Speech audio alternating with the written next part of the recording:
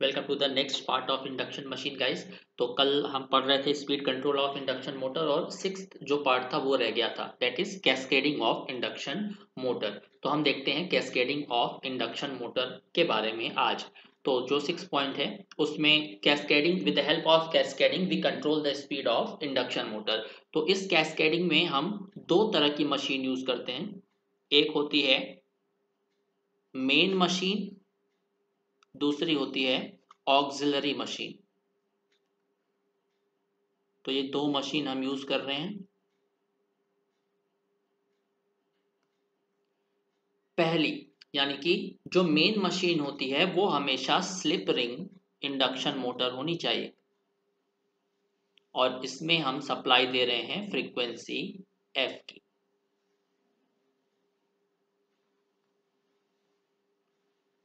दूसरी मशीन को हम सप्लाई देंगे with the help of slip ring induction motor.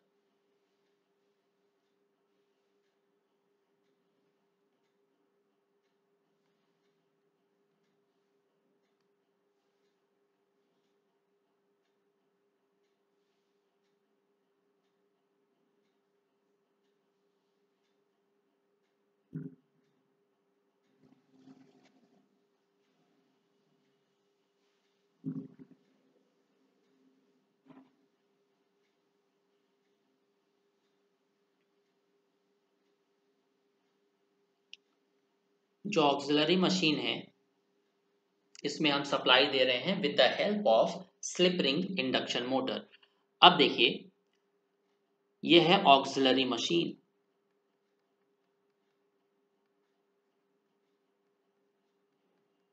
Auxiliary induction machine, ये है हमारी मेन इंडक्शन मशीन। तो मान लेते हैं मेन इंडक्शन मशीन में हमारे P1 नंबर ऑफ पोल्स हैं, ऑक्सिलरी मशीन में P2 नंबर ऑफ पोल्स हैं और ये जो दिख रही है आपको ये है slip rings.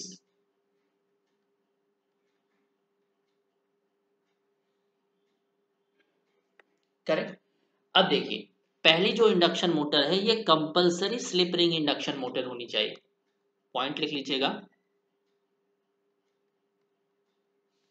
First induction motor is compulsory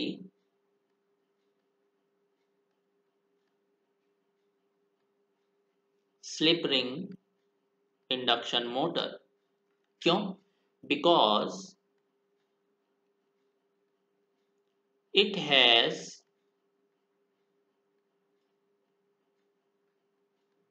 slip rings through which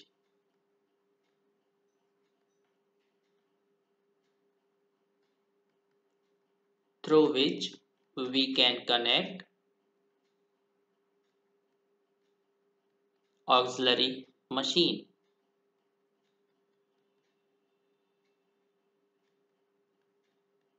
समझ में आ रहा है ये बात? क्योंकि मान लीजिए ये जो पहली मशीन है, अगर ये हमने स्क्विरल केज इंडक्शन मोटर ले लिया होता जिसमें P1 नंबर ऑफ पोल्स हैं, तो क्या उस स्क्विरल केज इंडक्शन मोटर से हम ऑक्सिलरी मोटर कनेक्ट कर पाते? बिल्कुल भी नहीं कनेक्ट कर पाते, क्योंकि उसमें एक्स्ट्रा टर्मिनल्स नहीं होते, टर्मिनल्स सारे शॉर्टेड होते हैं in the case of squirrel cage induction motor. But slip ring induction motor के केस में क्या होता है, हमारे पास एक एक्स्ट्रा टर्मिनल्स होते हैं in the form of slip ring, जिससे हम दूसरी मशीन को सप्लाई दे सकते हैं या कैस्केड कर सकते हैं। तो ये जो ऑक्सिलरी मशीन है ये कुछ भी हो सकती है, कोई भी मोटर हो सकती है, स्लिप रिंग भी हो सकती है और स्क्विरल केज भी हो सकती है। तो auxiliary induction motor can be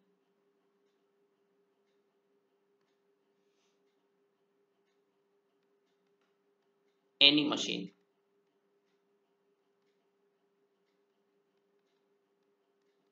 auxiliary induction motor कोई भी मशीन हो सकती है।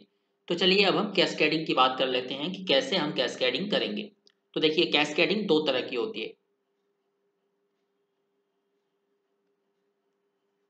अगर हम कैस्केडिंग की बात करें तो कैस्केडिंग दो तरह की होती है। पहली होती है क्यूमुलेटिव कैस्केडिंग,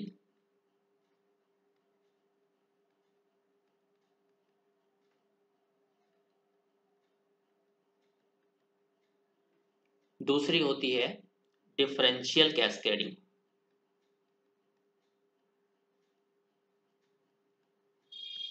डिफरेंशियल कैस्केडिंग। चलिए देखते हैं क्यूमुलेटिव कैस्केडिंग में क्या होता है। तो मैंने आपको बताया कि दो रोटर या दो मोटर को हम एक साथ कनेक्ट कर रहे हैं। तो क्यूमुलेटिव कैस्केडिंग में क्या होगा? The torque produced by both the motor will in same direction. Torque produced by both machines will be in same direction।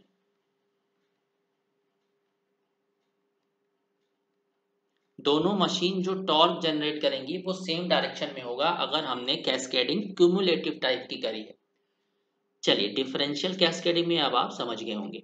Differential cascading में क्या होगा कि दोनों मशीन जो भी टॉर्क जनरेट करेंगी वो ऑपोजिट डायरेक्शन में होगा या दोनों ऑपोजिट डायरेक्शन में रोटेट करने की कोशिश करेंगी। तो यहां से लिखिएगा टॉर्क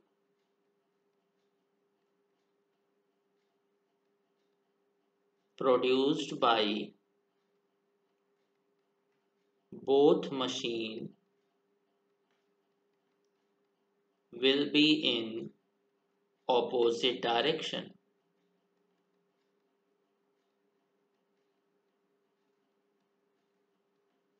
करेक्ट। तो ये जो ऊपर डायग्राम मैंने बनाया है इसका सिंप्लीफाइड वर्जन मैं नीचे बना देता हूँ। ये जो डायग्राम आपको दिख रहा है इसका सिंप्लीफाइड वर्जन यहाँ पे मैं नीचे बना देता हूँ ताकि हम अपना डेरिवेशन कंप्लीट कर सकें। तो मान लीजिए हमारे पास दो मशीन है, ये मेन मशीन है, ये ऑक्सिलरी मशीन है, दोनों एक दूसरे के साथ कैस्केडेड हैं। हमें अभी ये नहीं पता कि ये डिफरेंशियली कैस्केडेड हैं या क्यूमुलेटिवली कैस्केडेड हैं। P1 मशीन की या पहली मशीन हमारी स्लिप रिंग इंडक्शन मोटर है, इतना तो पता है। इसमें P1 नंबर ऑफ पोल्स हैं। स्लिप रिंग इंडक्शन मोटर में जो सप्लाई दे रहे हैं उसकी फ्रीक्वेंसी है F, सही है। जो ऑक्सिलरी मशीन है उसमें P2 पोल्स हैं और स्लिप रिंग इंडक्शन मोटर के स्लिप रिंग से हमने ये ऑक्सिलरी मोटर कनेक्ट की है। ये ऑक्सिलरी मशीन हमने स्लिप रिंग इंडक्शन मोटर के स्टेटर से तो कनेक्ट नहीं की होगी, हमने कनेक्ट की होगी विथ रोटर। तो रोटर की फ्रीक्वेंसी कितनी होगी? Slip times of supply frequency. तो मान लेते हैं स्लिप रिंग इंडक्शन मोटर की जो स्लिप है वो है S1, ऑक्सिलरी मोटर की स्लिप हो जाएगी S2। तो रोटर की स्लिप कितनी होगी चलिए देखते हैं। NS1 यानी कि synchronous speed for slip ring induction motor कितनी हो जाएगी? NS क्या होता है? 120 F/P। मैं यहाँ पे लिख देता हूँ NS is equal to 120 F/P। 120 तो कांस्टेंट है। फ्रीक्वेंसी कितनी है पहले मशीन की? F डिवाइडेड बाय पोल्स कितने हैं? P1। तो ये हो जाएगा हमारा NS1। NS1 अगर हमें मिल गया तो हम NR1 निकाल सकते हैं, यानी कि पहली मशीन के रोटर की स्पीड। NR1 यहाँ पे लिख लीजिएगा। NR क्या होता है?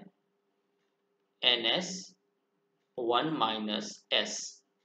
तो पहली मशीन की हम बात कर रहे हैं, सो NS1 1 माइनस पहली मशीन का स्लिप है S1। तो NR1 इसका जो फॉर्मूला आएगा वो इंपॉर्टेंट है, वो आपको याद रखना है, उससे क्वेश्चंस आते हैं। NS1 की वैल्यू क्या है? 120 F/P1 1 माइनस S1। ये इंपॉर्टेंट है। ये है पहली मशीन की स्पीड या पहली मशीन के रोटर की स्पीड NR1। अब देखिए ऑक्सिलरी मशीन में जो सप्लाई जा रही है वो स्लिप रिंग इंडक्शन मोटर के रोटर से जा रही है और रोटर की जो फ्रीक्वेंसी है वो कितनी होती है, slip times of supply frequency. Frequency of rotor of main motor या मेन मशीन।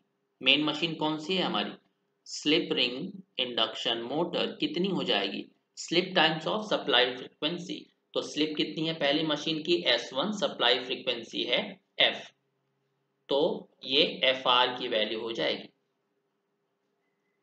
चलिए अब FR फ्रीक्वेंसी की सप्लाई हम स्लिप रिंग इंडक्शन मोटर से ऑक्सिलरी मशीन में दे रहे हैं, तो हमें क्या मिलेगा, NS2 यानी कि सिंक्रोनस स्पीड ऑफ मशीन 2 यानी कि ऑक्सिलरी मशीन 120f/p 120f। अब फ्रीक्वेंसी कौन सी होगी, FR, क्योंकि हम सप्लाई स्लिप रिंग से दे रहे हैं और स्लिप रिंग के रोटर की फ्रीक्वेंसी है FR, तो FR की वैल्यू है S1F divided by number of poles. Number of poles कितने हैं, P2 सेकेंड मशीन का। सही है। अब हम चलते हैं रोटर की स्पीड पे।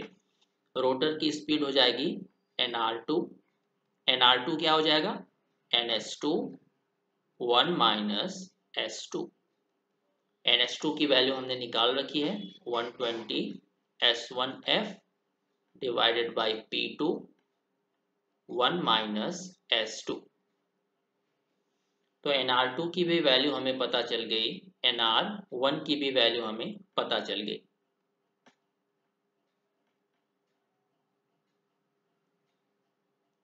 तो यहाँ पे एक छोटा सा एजम्पशन है, आप किसी भी मशीन को ले सकते हो, किसी एक मशीन की स्लिप को नेग्लेजिबल मान लीजिए, क्योंकि हमें काम करना है किसी एक मशीन की स्लिप को लेके, तो दूसरी मशीन को की स्लिप को हमें क्या करना पड़ेगा, नेग्लेजिबल मानना पड़ेगा। So let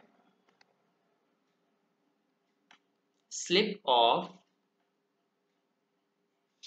machine 2 is low. Machine 2 की जो स्लिप है उसको बहुत कम मान लेते हैं, तो neglect S2, neglect S2, slip 2 को नेग्लेक्ट कर देते हैं, तो NR2 की वैल्यू क्या आ जाएगी,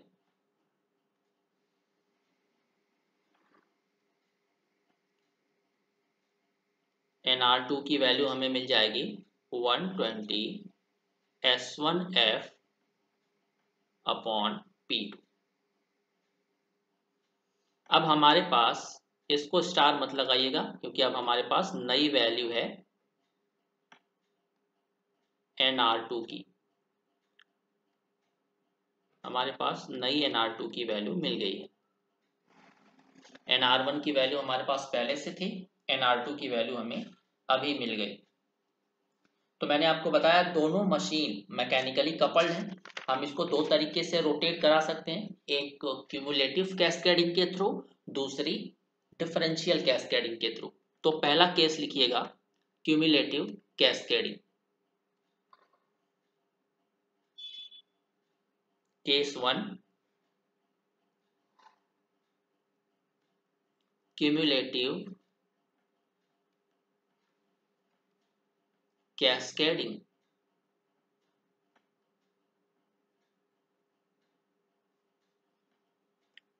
क्यूमुलेटिव कैस्केडिंग में मैंने क्या बताया था कि दोनों मोटर या दोनों मशीन सेम डायरेक्शन में टॉर्क को जनरेट करेंगी, यानी दोनों का स्पीड ऑफ रोटेशन क्या होगा, बराबर होगा, सेम डायरेक्शन में। तो हम बोल सकते हैं कि क्यूमुलेटिव कैस्केडिंग के केस में NR1 इज इक्वल टू क्या हो जाएगा, NR2, इसको ले लेते हैं इक्वेशन 4, इसको ले लेते हैं इक्वेशन नंबर 5।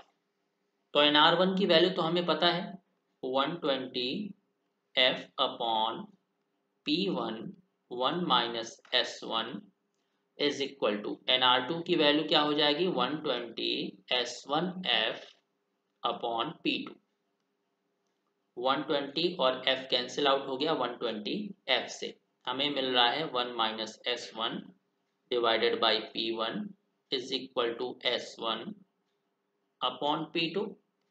क्रॉस मल्टीप्लीकेशन करते हैं, P2 minus P2 S1 is equal to P1 S1। इसमें से एक इंपॉर्टेंट फॉर्मूला निकल के आएगा जो कि आपको याद रखना है, प्लस प्रैक्टिस भी होनी चाहिए। तो P2 इज इक्वल टू ये हो जाएगा P1 S1 plus P2 S1, S1 common ले लीजिए,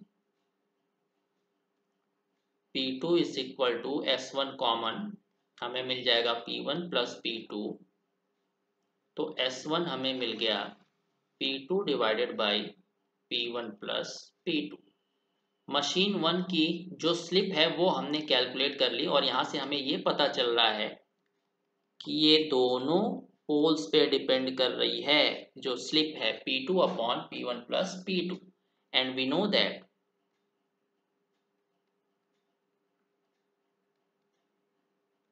हम जानते हैं कि nr1 is equal to, nr1 का फॉर्मूला हमने क्या लिखा था 120 f by P1 1 minus S1। अब यहाँ से S1 की वैल्यू पुट कर दीजिए इस इक्वेशन में, आपका रिक्वायर्ड स्पीड ऑफ मोटर 1 आ जाएगा 120 f by P1 1 minus P2 upon P1 plus P2।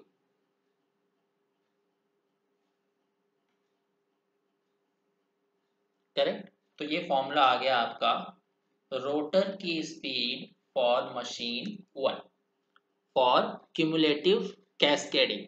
Cumulative cascading में मशीन 1 की स्पीड आपको इतनी मिल गई। अब हम चलते हैं सेकंड केस डिफरेंशियल कैस्केडिंग पे। डिफरेंशियल कैस्केडिंग में मैंने आपको क्या बताया था कि दोनों मशीन जो टॉर्क जनरेट करेंगी वो एक दूसरे के ऑपोजिट डायरेक्शन में होगा, तो दोनों एक दूसरे के ऑपोजिट डायरेक्शन में रोटेट करने की कोशिश करेंगी। तो अगर दोनों ऑपोजिट डायरेक्शन में रोटेट करने की कोशिश कर रही हैं तो nr2 इज इक्वल टू क्या हो जाएगा माइनस nr1, और nr2 की वैल्यू हमने क्या निकाला था 120 s1f upon P2 is equal to minus 120 f upon P1 1 minus S1।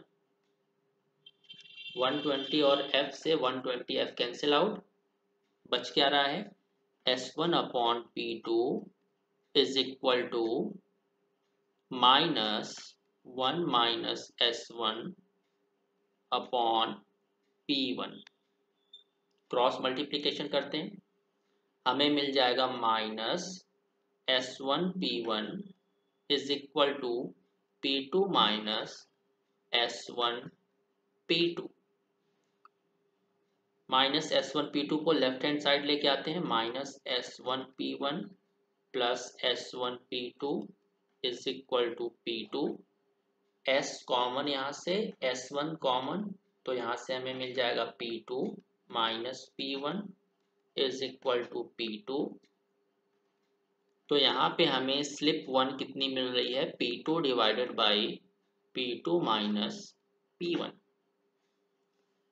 और हमें पता है nr1 की वैल्यू क्या होती है 120 f upon P1 1 minus S1। nr1 is equal to 120 f by P1 1 minus P2 divided by P2 minus P1। Differential cascading में आपने देखा था कि नीचे P1 प्लस P2 था, यहाँ पे P1 माइनस P2 है, P2 माइनस P1 है, मतलब डिनोमिनेटर डिक्रीज हो गया। डिनोमिनेटर डिक्रीज हो गया तो S1 इंक्रीज हो गया, S1 इंक्रीज हो गया तो जो स्पीड है वो डिक्रीज हो गई। बट क्यूमुलेटिव कैस्केडिंग में क्या था P1 प्लस P2 था, मतलब डिनोमिनेटर ज्यादा था, स्लिप कम हो गई थी, स्लिप कम हो गई थी तो स्पीड इंक्रीज हो गई थी। तो एबव बेस स्पीड कंट्रोल और बिलो बेस स्पीड कंट्रोल दोनों तरह की स्पीड कंट्रोल हम यहाँ पे परफॉर्म कर सकते हैं। तो चलिए देखते हैं कुछ question practice based on speed control of induction machine. पहला क्वेश्चन है, एक 6 पोल इंडक्शन मोटर है जो कि 400 वोल्ट 50 हर्ट्ज पे ऑपरेट कर रही है। इसकी स्पीड है 950 आरपीएम। तो N1 NR1 की वैल्यू हमें दी गई है 950 आरपीएम। NS की वैल्यू हमें नहीं पता, तो NS1 क्या हो जाएगा 120 F अपॉन P। तो 120 इंटू फ्रीक्वेंसी कितनी दी गई है 50, पोल्स दिए गए हैं 6, तो ये आ गया 1000। NS1 आ गया 1000 आरपीएम इस मशीन की सिंक्रोनस स्पीड। तो हम स्लिप निकाल सकते हैं। S1 क्या हो जाएगा NS minus NR upon NS। तो NS1 minus NR1 upon NS1। S1 is equal to NS1 हमने निकाला है 1000, ये आ गया 950 डिवाइडेड बाई 1000। तो ये कितना आ गया 0.05। 0.05। अब आगे क्या बोला जा रहा है, when the voltage is reduced to 300 volt find the motor speed for constant torque। अगर हम वोल्टेज को 400 वोल्ट से 300 वोल्ट पे कम कर देते हैं रिड्यूस करके, तो जो नई मोटर की स्पीड होगी वो कितनी होगी। करेक्ट, पहले 950 थी, अब नई स्पीड हमें पता करना है। टॉर्क क्या है कांस्टेंट। हमने पढ़ा है कल कि torque is directly proportional to SV square by R2। Torque हमारा कांस्टेंट है। रोटर को यहाँ पे रोटर कंट्रोल हम नहीं कर रहे हैं, हम वोल्टेज कंट्रोल कर रहे हैं। 400 से 300 पे घटा दिया, तो रोटर का रेजिस्टेंस भी क्या है हमारा कांस्टेंट। तो SV स्क्वायर क्या हो जाएगा constant. SV square is equal to constant का मतलब क्या है S1 V1 square is equal to S2 V2 square. S1 हमने निकाला है 0.05, V1 स्क्वायर पहले वोल्टेज था 400 का स्क्वायर, स्लिप हमें चाहिए, बाद में वोल्टेज हमने 300 कर दिया। तो यहाँ से हम दूसरी स्लिप निकाल सकते हैं, कितना आएगा 0.08। हमें नई मोटर की स्पीड चाहिए। मैंने आपको बताया है कि जो मोटर की स्पीड होती है वही हमारी रोटर की स्पीड होती है। तो नई रोटर की स्पीड यानी कि हमें NR2 की वैल्यू चाहिए, और NR2 क्या होता है NS1 माइनस S। NS तो सेम रहेगा क्योंकि फ्रीक्वेंसी और पोल में हमने कोई चेंजेस नहीं किए हैं, तो ये NS 1000 ही रहेगा। 1 माइनस ये नई वाली स्लिप S2 की वैल्यू है, सो 0.08। तो हमें मिल जाएगा 920 आरपीएम। तो रोटर की स्पीड जो कि पहले 950 आरपीएम थी वो डिक्रीज होके कितनी आ गई है 920 आरपीएम। तो ये होगा आपका आंसर। चलिए चलते हैं नेक्स्ट क्वेश्चन पे। सेकंड क्वेश्चन ध्यान दीजिएगा। एक इंडक्शन मोटर है 6 पोल 50 हर्ट्ज की, जिसका रोटर का रेजिस्टेंस है 0.2 ओम पर फेज, और the speed 950 RPM. Now the rotor has to operate 800 RPM. जो रोटर की स्पीड है वो 950 आरपीएम से घटा के हम 800 आरपीएम पे कर देते हैं।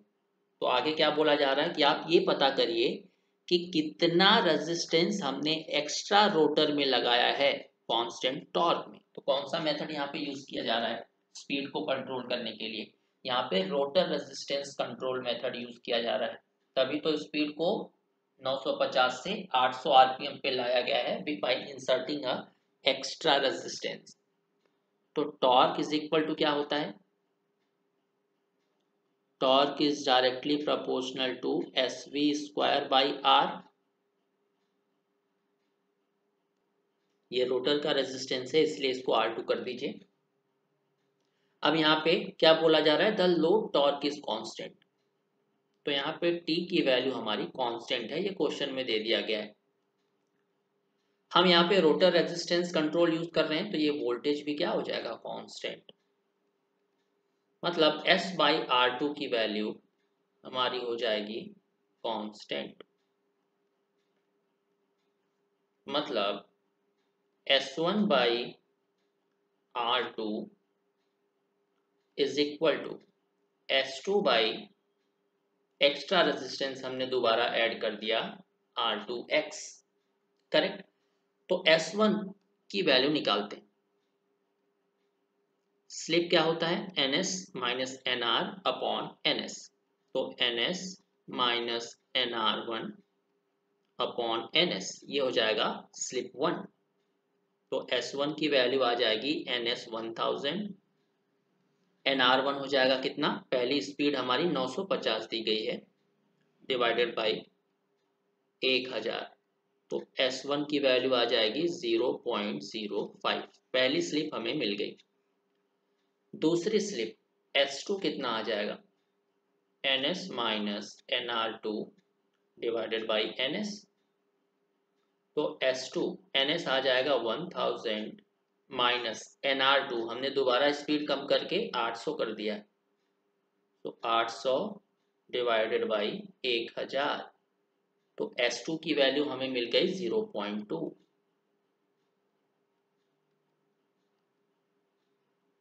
वैल्यू पुट करते हैं। S1 है 0.05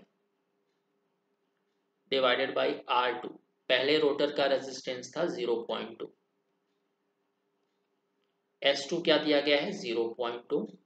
पहले रोटर का रेजिस्टेंस था 0.2, फिर हमने एक्स्ट्रा रेजिस्टेंस कितना ऐड किया?